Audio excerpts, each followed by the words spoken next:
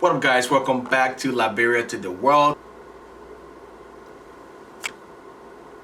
There we go. Welcome back to episode number 12.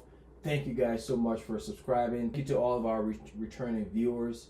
And also, if you're new here, if you're just clicking on this video for the first time, I suggest you go ahead and click the subscription button on this channel and also the notification so that when we do post videos, you get that right away. Then, without wasting any time, let's jump right ahead and go into what to build in Liberia. Now, before we jump into going into explaining what I think you should build in Liberia, let's talk about your goals. The first thing I believe you need to really think about is, okay, am I doing this as an investment, or am I considering moving in the next maybe 5 to 10 years? Because oftentimes, even myself, when I started my project, the hardest thing was, okay, what should I build? Should I build a house, and am I going to move there right away? What am I going to do with the house? Am I going to rent the house or have people or family live in the house? What exactly is my goal? What am I planning on doing in the next 5 to 10 years, or 10 to 15 or 20 years time? That's the first thing I believe you should think about to see, because we all have different life circumstances in this country. Some people are deep rooted in this country. They have houses, mortgages, kids and schools, and a lot of obligations, and even some businesses. So the question is, are you planning on moving back home, transitioning entirely, or are you just looking to have some kind of property back home that either is yours to just have there as a vacation home, or are you thinking about having something for investment? So the first thing you need to consider is, am I doing this for an investment purpose, where I'm not really thinking about moving right now? Maybe that's a very long-term goal, but in the meantime, I want to do something that can start earning some money. Because we all know these properties and things are an asset. But if you build a house and you're not there, you're not living in there, you're not doing anything, or other people are just living there, maybe not paying rent, or it's not really making you any money, then it becomes a liability. So that's the first thing I believe you should consider. Are you building to move in a short or long term, or are you building to have some kind of property or to use it solely as investment? Because as we all know, the country is open for business. A lot of people are moving back home. A lot of businesses are going back home. So that's also a great hub for businesses. And we in the real estate business, that's something you can look at too, as an investment property. So that's the first thing I believe you should consider to see what exactly are you going to do from there. Second thing to consider before you even start talking about what to build is where you're building. This is something that run across my mind. I've noticed also those who are building back home, you buy a land for cheap somewhere in some neighborhood where it's like not developed. There's a lot of maybe low income people around in the area. Just the area, the economy of the area, things are not good in that area, and it's not developed, right? All the houses that run down, and maybe zinc houses and stuff like that. You buy land, it's cheap, so you're happy with the cheap land that you bought, but you start the project now, whereas the entire community is not doing anything. It's still the same, and you build this big house, something that is going to kind of fit in. You want it to stand out, of course, and modern, new, but not to the point where it's so extravagant where you yourself, you'll be like scared to go live there, because you're like, it's so big, it's so extravagant, it's like calling attention from everybody in the neighborhood, everybody in the surrounding cities, like, oh, this guy, he's got money, or he's rich, so maybe let's go rob, or if anything go wrong in the neighborhood, people are coming there first because they know maybe that's where the money is. If you are going to build something big and extravagant, just to choose the right neighborhood. I've mentioned earlier places like Marshall Highway, St. Paul, other areas or even in different counties, Buchanan, different counties in Liberia, that you can build these extravagant homes that fits right in that neighborhood, because other people are building similar type of homes, instead of you buy some cheap land somewhere and they just build this huge house that just stands out. It just kind of look out of place. It's not going to add value to the home, because everything in that area is not up to par. And we all know right now, I think they said Liberia has like a building code, but I don't see that in place, because everybody build any kind of way, any type of home that they can afford to build it. Now, when you're building back home, you need to consider what kind of, stronghold do you have in the country now, where you live, as far as kids and family and businesses and things like that. Because even though most of the, let's say for example, kids, even though most children that are taken back home, most people that take their kids back home, their kids love it. However, though, something to consider is, do they love it long term? Is that where they want to live? Or do they love it as far as, oh, it's a different lifestyle, it's interesting, it's unique, it's different, and it's exciting, but for like a vacational period of time, right? Whereas maybe after 4 weeks, 5, 6 weeks, maybe they may want to come back, because when you're born here and you grow up here, especially if they're getting towards like the teenage years and stuff like that, or even 9, 10, 11, they're used to a lot of things that right now in Liberia they're not going to get. So it may be exciting when they go there, and for them to have fun and all that stuff. But after 5, 6, 7, 8 weeks, are they going to then adjust to that way of living and not have all those essential things that they're used to having? So if you're building back home, again, it comes back to, what are you building? What are your goals? Are you planning on moving? Long term, are you taking families with you? Do you have a stronghold in where you are at? And if you have a family, are they coming with you? Things to consider before you even starting to even look for land or whatever it is, before you even start building. These are all the things that you consider, because if that's the case, because again, people build, it's exciting, right? People want to build. I advocate for building and stuff like that. Another part of the stronghold is, what kind of foundation do you have here, right? Because I advocate, again, retiring back home. I'm telling everybody, go retire back home. So what kind of stronghold do you have here? Do you have a backup plan? Do you have a home and things like that? Because you may move back home, and depending on how the country progresses, let's say you have, we all know, we get older. The older you get, all kinds of things starts to happen, as far as you may need some kind of special medical need, medication and stuff like that. In case that starts to happen and it doesn't work out in Liberia, can you come back? Or you just left and nothing is here? How are you going to be able to come back here, and how are you going to survive here, right? Do you have like a social security or retirement, whatever it is? Do you have that coming in for you to come back here? So those are all things to consider when you're building back home. That kind of determines, or at least give you a guideline as to what to start building back home. Now, if you're solely building back home just for investment purposes, like I mentioned, I'm going to mention these different things you could build, then that's a different story, right? Then that way you can probably still live here and be going back and forth. Maybe you may not retire back home. Maybe you may retire back home, but for like half of the retirement time, or you stay maybe 5 to 10 years and then come back here when you're a lot older for all those medical needs and stuff like that. So something to consider. Something I never thought about before, and just started thinking about it recently, like, if I retire back home and I'm in my 70s and 80s, and you need all those special medical needs, if the country is not there yet, am I able to come back here, right? Or you move back with your children and everything, and they're not adjusting and things are not going great at all. Are you able to come back here with them and still have some kind of foundation here to continue your way of life? So all these things to consider when you're building back home.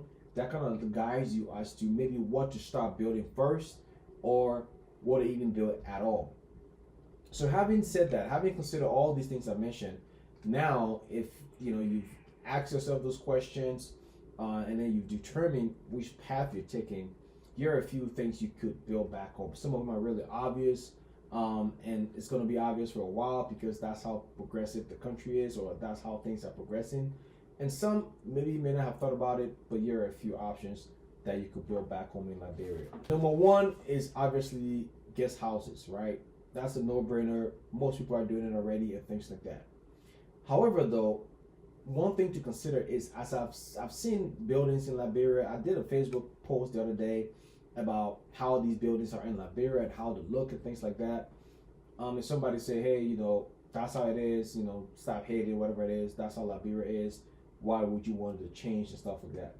But it's not so much that, right? If you look at our surrounding countries, we shouldn't be in denial.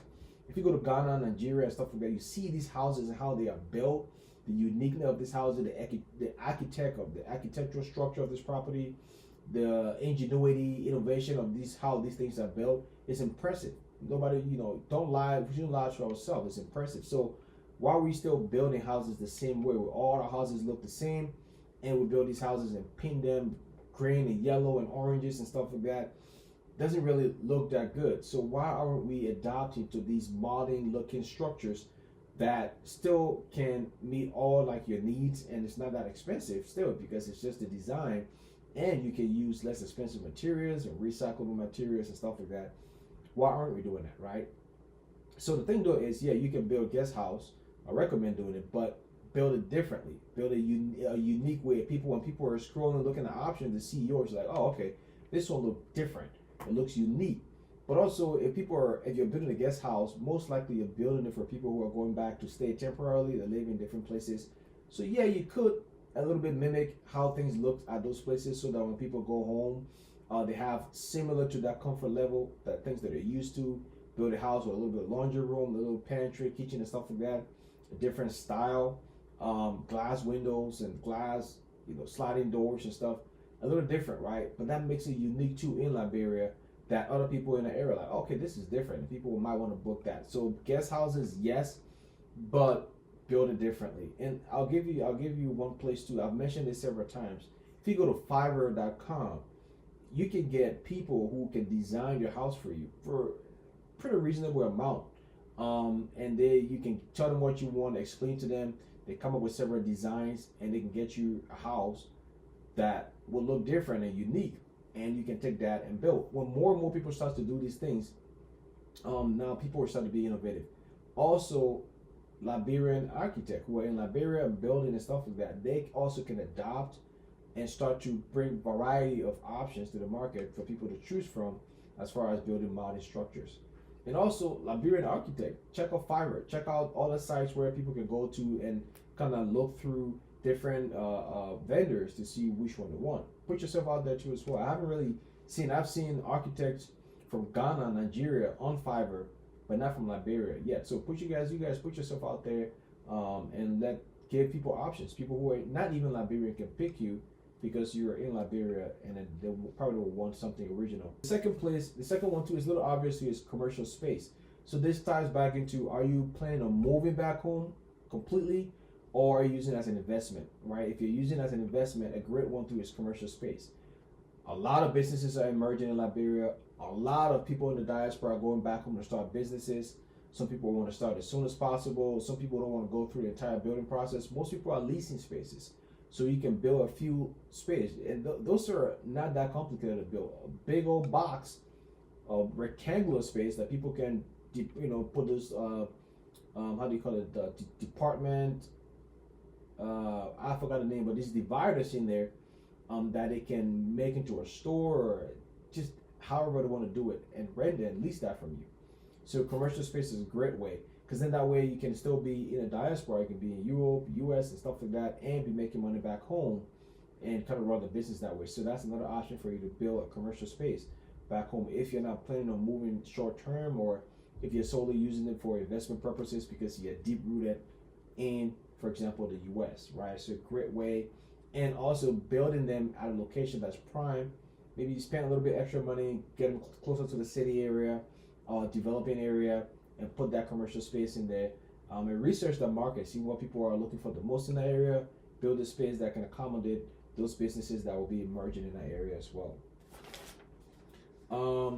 And next one too is something a little different that I haven't heard a lot of people think about, is storage space. Now, as all these businesses are emerging, right, and people from Europe and America and Japan, all these businesses are going back home, they're sending valuable things, because businesses that are being built back home are getting more advanced and advanced. Like you've seen went to this ice cream spot, it's like really nice, all the high-end machineries are in there. Even my boy Vibe Lounge, he sends a lot of stuff. So as people are sending a lot of valuable things back home, and most people are sending them ahead of them before they get back home, they could store with the family or friends and stuff, but if you spend like tens of thousands of dollars on equipment and stuff, you would probably rather want to save it or store it somewhere that is secure, temperature controlled, that's fenced and security and everything like that, and you know that it has no personal attachment, right? It's not a family member or somebody who that will break it or something, and then nothing come out of it because it's family matters. So you give it to a business or a company. In this case, if you build a storage, people can bring that there and store that for a fee until they get to the country to start a business, or even if they're living there, to store certain high-end materials and stuff like that. There may be some storages in Liberia. I didn't see any, but of course I didn't travel the entire country. But even now, just knowing that I didn't see any, that's a great business. And even for us when we are sending things, we have friends and families that can store it for us, but there may be certain things like if we're sending our camera equipment, our gears ahead of us, we'll probably rather want to spend a little bit of money to save it somewhere that we know is more secure as far as, you know, nobody breaking in and things like that. So a storage space can be a great thing to build back home. Again, that'll go back to you not ready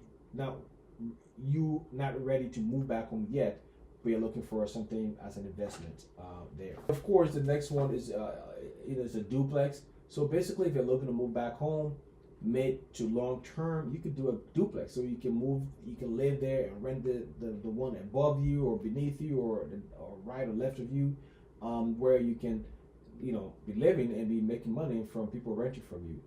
Those are a lot of those going on right now, but that's another great one too that you can still do. You can still do that. People are still in demand of. The last one here is something, again, a little bit untraditional, but co-working space. People are starting businesses who are living in Liberia. People are moving back home to start a business. Another thing too is a great co-working space. Big area that people can come and work and mingle and rent like a little office space, and you have great internet, a little kitchen, a cafe, people can hang out.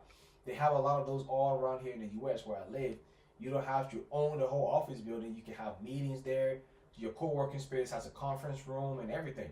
People can rent from you. People can do a membership that they can use that space, do emails, phone calls, have meetings, and, you know, just interact and mingle with other people that are doing similar things to them as well. That can be very popular, and in a great way for all these emerging businesses, these entrepreneurs, these sole proprietors, these people to have somewhere to kind of work from, and not necessarily owning the whole office space and use that. So a co-working space is a great thing too to start in the country, especially if you build it in the city, in the business center where a lot of people are having things going on, and all these people who are moving back to have businesses would love it because they can use that fast speed internet. They can use the conference room, the kitchen area,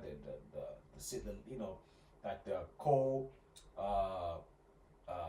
lounge area and stuff like that, all of that, and it can be a membership, or people can rent a little small office or just desk in that co-working space for them to work out of every day and stuff like that. So again, those are great things to consider if you're looking to start building back home. A few things to think about, a few things to consider before you start, and a few ideas of buildings or structures or building ideas to start back home in Liberia. Alright, there you go, guys. Thank you so much for watching. This is episode number 12. Don't forget to like, share, and subscribe to the channel. And I will definitely see you guys in the next one. Peace.